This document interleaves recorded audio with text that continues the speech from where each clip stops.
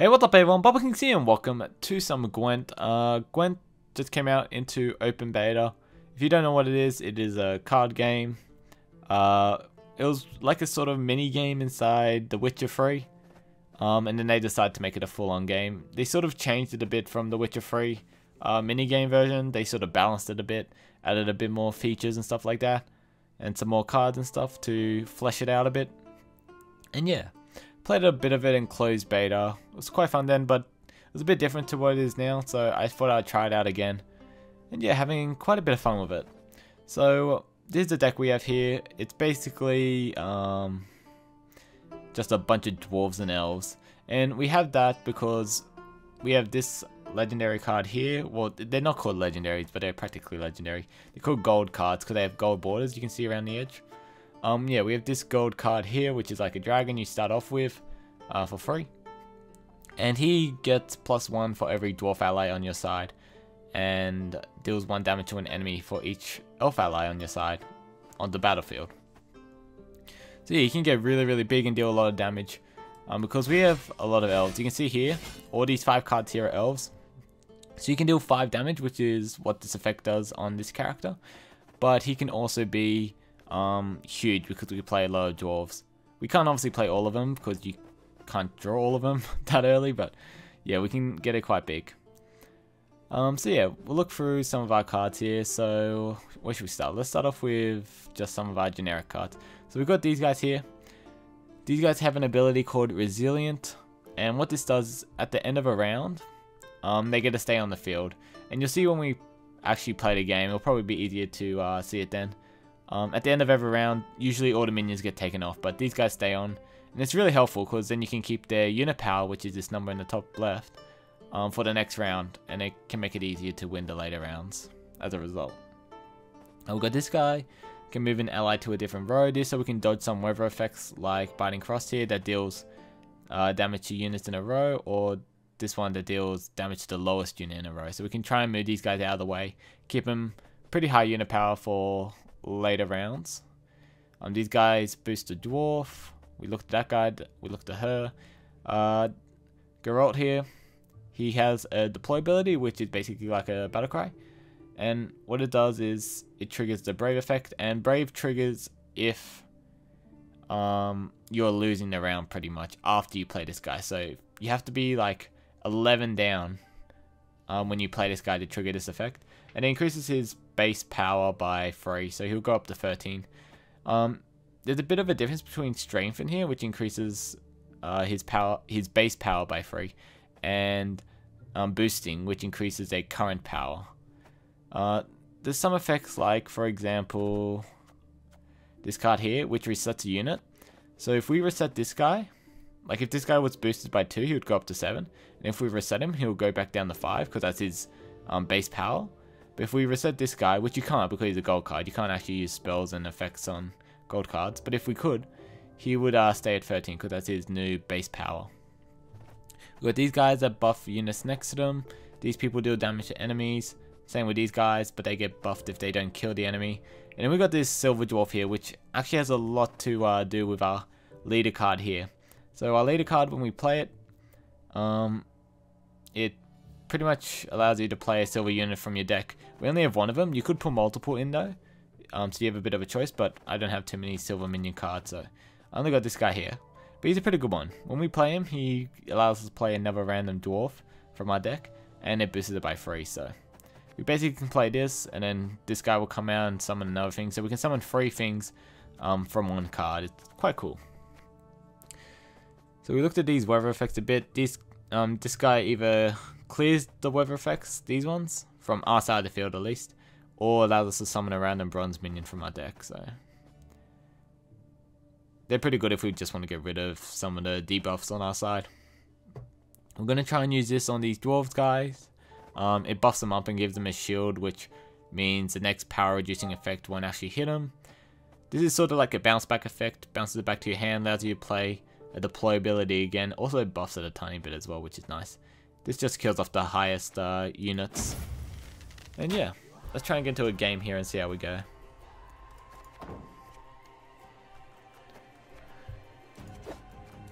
Okay. So yeah, basically, there's 3 rounds. You have to win 2 of them to win the game. And you win a round by having the highest total power based off all your cards on the field at the end of a round when like both people pass, sort of thing. Like a round ends when both people pass, or if you both run out of cards, which ends up passing you. So yeah, but there's a lot of strategy into when you should pass, because once you pass you can't play any more cards for that round, so a lot of strategy there. Okay, we're versing this guy. Don't actually remember what his power is, but I guess we'll find out. Let's get rid of this. We want to keep that silver guy on our deck, cause oh, 1 second. What should we get rid of? Let's get rid of this. Yeah, we want to keep that silver guy on our deck because we need to trigger him with this effect. Otherwise, we're not going to get any benefit out of our leader, which would be quite bad. Let's keep him there for now. I'm going to use this first. And we're going to put on that dwarf guy we were mentioning before that has resilience. And we want to try and buff this guy up a bit so we can take him to later rounds. And hopefully just use him to get a big advantage at the start. So this guy's effect, return an ally to your hand and play a card from your hand. So you can bounce any guy back and just play it again, which can be a bit scary. So I want to try and trigger that effect with this 1 damage here, because this will absorb any damage reduction hit, so don't really want to do it at the moment. I guess we could just play the rain. Could play the rain effect and it'll just end up hitting him. We don't want to play this guy to, until like later on in the round, because otherwise he'll have like lots of opportunities to clear it off with like damage minions and stuff.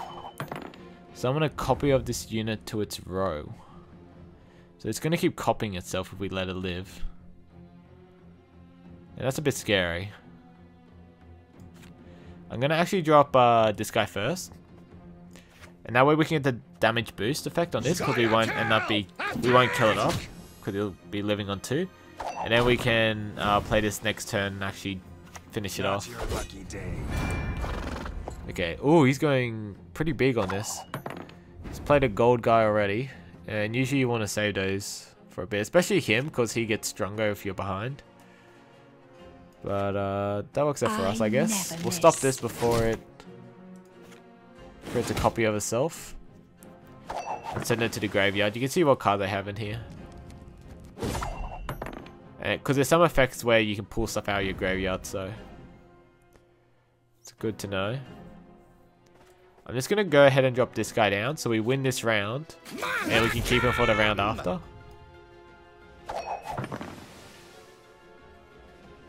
Okay, yeah, so we win this run, we're ahead by 1 round. The problem is we are behind on cards. So he has 4, 5, 6, 7. We have 4, 5. And we both have our hero power still, but we have this guy here on the field that has 7 stats, so that's not too bad. Gives us some little nice buffer. I want to get rid of probably, I don't know, which one do I want to get rid of? Maybe this, because I don't have too many dwarves. But now, I mean, we're probably not going to draw anything too great. Maybe we just keep these cards.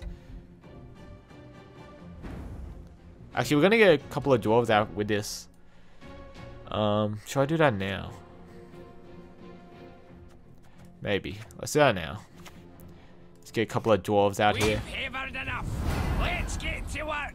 So yeah, we play that guy, we summon this. I've got to get It allows us to summon another guy. Oh, there's actually a good guy because it allows us to buff another guy. So we can go buff each other up here. Okay, so I buffed this guy instead of this guy because if we put too much on one guy, he can use an ability called Scorch, which would just kill off a person with the highest power. So we don't want that happening. I want a way to take that out, but we don't really have one. We could try and play something super low on that row though. Or we could try and move both things off that row before the turn. The thing is, he can bounce that back and play another one. Then we have to sort of do something because we're going to be stuck on our row. Oh man. Oh, actually. This is actually a good play. I remember doing this. We can bounce his card back into our hand. So this has a little red icon, which means it's a, like, it's supposed to be someone the enemy side of the field. So if we can place over here, because it's like a spy, I think they call it. They call it like a spy card or something. Disloyal, sorry. Oh, man, what was that? Disloyal. Yeah, so we can summon on their side of the field. And that's good, because that means they can take out that. It does give him like 4 stats for a bit, but it will end up taking out this. We might try and bounce it back to his hand. And, oh, actually he's going to bounce it back to his hand and play it again. No, play a different card, okay. So he's not going to play it again until that card dies, which makes sense. He doesn't want to lose his thing. Okay, so he's deep up. So our guy was boosted, so he actually took 5 damage there, which kind of sucks. I'm gonna play this, and I'm gonna play this girl here who deals 5 damage. Since this guy's on exactly 5 life, it's actually pretty good. The only bad thing that could come out is if we really need to take care of something. But I don't know, something that we really need to take care of.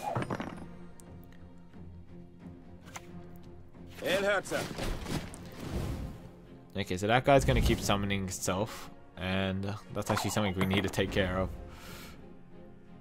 What we could do here is pass and just hold on to what we have here and go into the next round and try and win it there, because this guy's just gonna keep summoning himself and we can't really do anything about it, can we? No. Yeah, I think passing is the best way here. It's fine for us because we still got another round here that we can sort of do. And he's going to have to drop a couple of cards here to try and even up. Because we're still ahead after he plays that, so.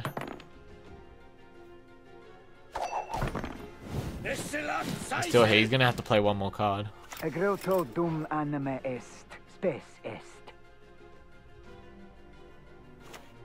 So he's on 5 cards, we're on 5, so we're pretty much even now.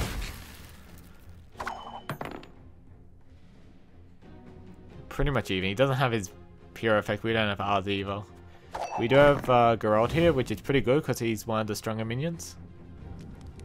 So we might be in an okay position here. We'll have to see.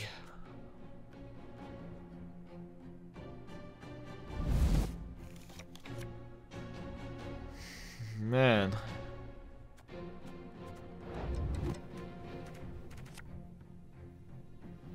I think I want a card that I can just play, because all of these have effects on it. But I think he goes first, so might not actually be too bad to hold on to what we got. As long as he doesn't play a gold, it should be fine. If he plays a gold card, we won't be able to damage it, and then we won't have something to do, pretty much. So if he plays a non-gold here, we can play this and damage it. Okay. That's the plan. We try and damage wherever he plays. Hopefully this gets boosted. If it doesn't really matter too much. We can move it next turn, or we can just buff it up. But we want 2 things in the same row so we can play this. And if we can ever get this brave effect off, we want to play him straight away. I just hope he doesn't have another one of those minions that keep multiplying itself. What do you do? If I must. What do you play? Strengthen the lowest unit in your deck by 2, then play it. That's probably not the best card to pull out. We can take it out straight away here. We don't get boosted though, because we end up destroying it, so. That's a bit unfortunate. Gonna do that. We can't really do anything about it. We're just sort of gonna lose it. We could move him out. Yeah, we can actually. We can move this guy out of the way. If anyone's got any hooch left. Yeah, move him out of the way so he's not on the same row, because this only kills off the lowest unit on that row. And then it banishes itself, which means it doesn't go to the graveyard, just like removed from the game completely. So you can't pull it out through this or something like that. He's gonna deal a bit of damage to us. That's fine. Not too bad. I'm gonna buff him up slightly. And I want to keep all their HP, not HP, all their power different. Because that way, if they have like any effect that kills off a minion with the same power, we'll be fine. So this guy's an 8 that deals 1 damage at the moment, not too great. Get him to a 9 that deals 1 damage though. We can take out this.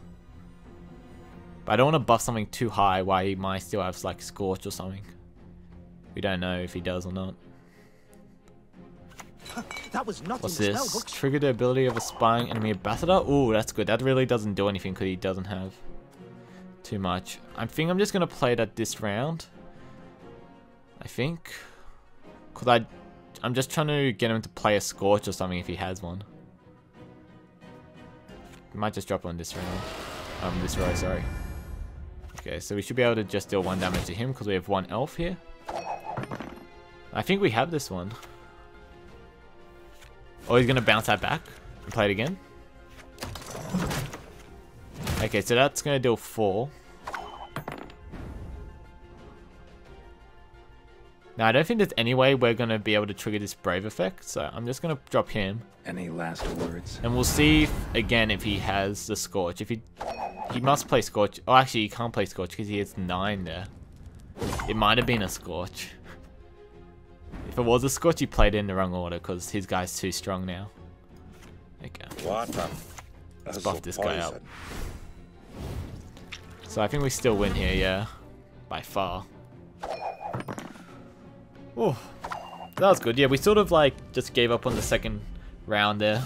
We couldn't really stop that minion that keeps summoning itself over and over again. So we sort of had to give that round up. But yeah, we actually got that first round quite easily.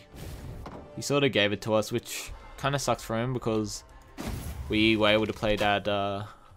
We were able to play the resilient minion on the last turn of that round, which means we sort of had like an advantage going into the round after that, which means he had to overplay his hand on the next round.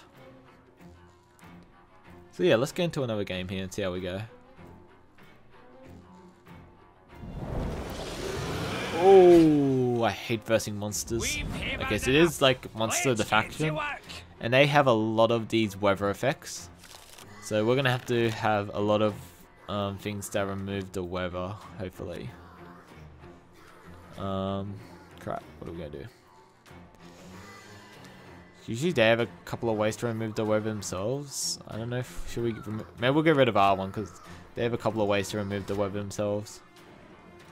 I want to keep Scorch, and I want to keep this because we can wait for it to get low and bounce it back and then play back with full stats. Is there anything else we can get rid of?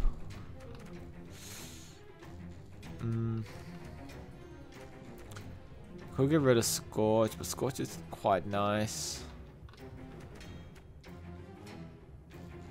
Maybe we'll just keep these cards for now. We have to try and bait out a lot of these effects from him. So we don't have the card that allows us to shift which road this is in, which kind of sucks because that's one of the stronger cards in a matchup like this, because we can just move it out of the way.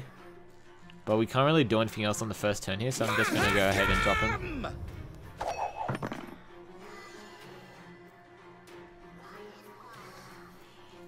He's probably not going to live though. All these weather effects are going to take him out. Yeah, see that straight away there. We played this guy that plays Biting Frost, which deals 1 damage to all of our minions on that row every turn. So that's no fun. Gonna jump a guy down here.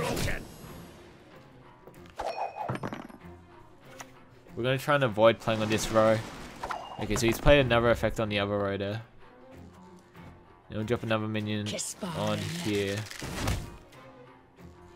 Okay. So I think next turn I could pass, and that would leave us with a guy on the board there, which might not be too bad. We can drop these guys in these rows because it doesn't really matter. They don't take damage from the weather effects. It's just these two that will die off. He's played a lot of eggs. The problem with the eggs are when the round ends and they trigger, they spawn like 3 harpies, so he's gonna have a lot of harpies next turn. But we do have the score, so we can sort of remove all those harpies in one go if he doesn't play anything higher than 3 on the first turn, which he probably would, to be honest. What we could do, we could bounce the archer guy back and deal 4 damage to him, and the next turn play Scorch. But that's if he doesn't play anything at all. Okay, we're gonna have to hope. We can't bounce the gold card back because it's gold, so we're gonna have to hope he if we want to trigger all of these eggs before the next round.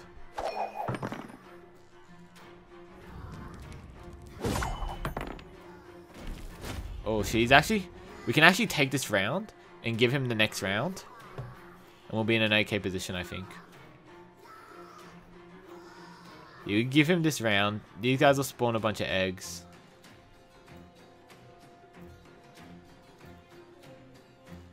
We're a card down though. But we're pretty much giving him this round if we surrender here. But we do take, we'll give him the next round, sorry, because we take this round. Definitely. Yeah, okay, we'll take it, I guess. But yeah, he's going to end up with a lot of harpies here. Yeah, straight on the 12 points, jeez.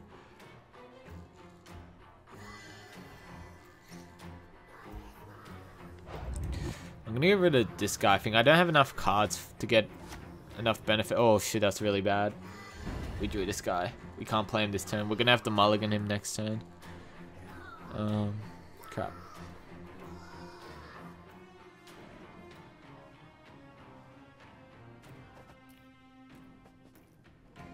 Do I drop him this turn or keep him for later?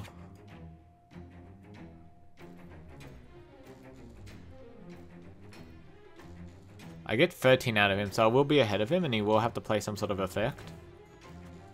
I guess it's not too bad.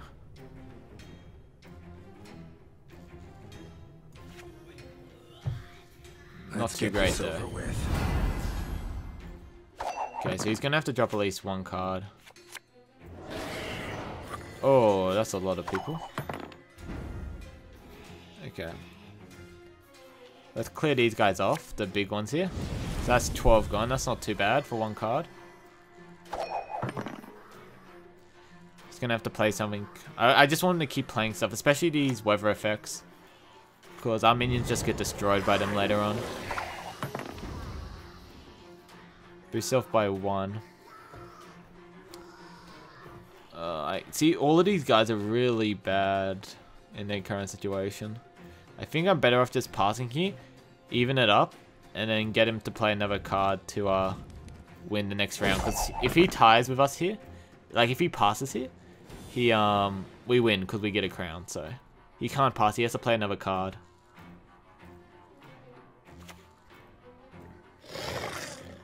Okay, that's good. We pulled out another minion from him.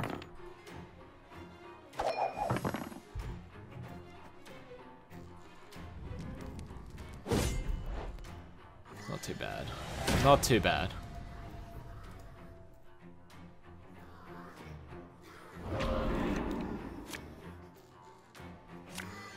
Okay. Let's see. That's not too great of a card to draw this late, to be honest. But we have to get rid of this one. Oh.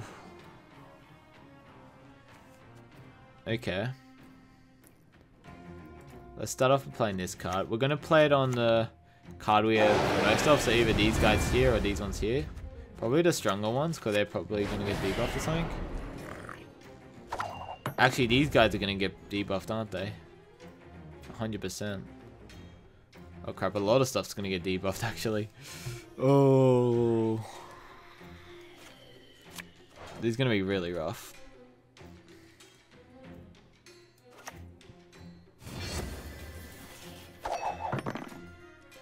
See how things go here.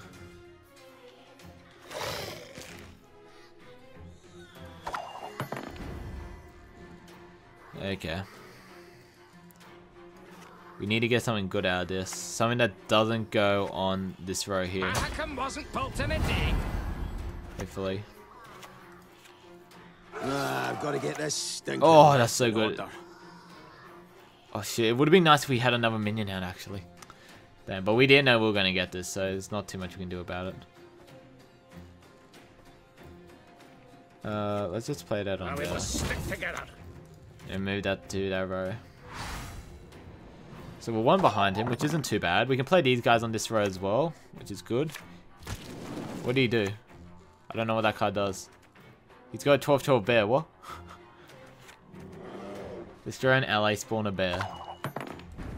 Okay. Well, that's no fun. I want to drop these guys last because they're going to take damage from this fog every time they're on the field. So, don't want to drop those guys just yet.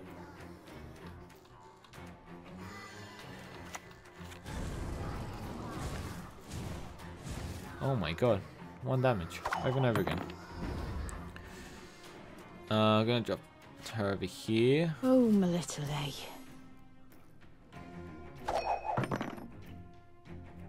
Okay. Oh, he's going to pull out a big gold card here. Oh, that's going to hurt. He's going to take out this guy. That hurts. That's why we sort of spread our power out a bit though, to try and not take too much damage from something like that. Okay. We're going to buff up this dwarf guy now. As a poison. I don't know if we'll be able to get enough to beat him. I don't think we do we? Yeah, I think he has this one. Damn. Everything alright? I think we got pretty close, so.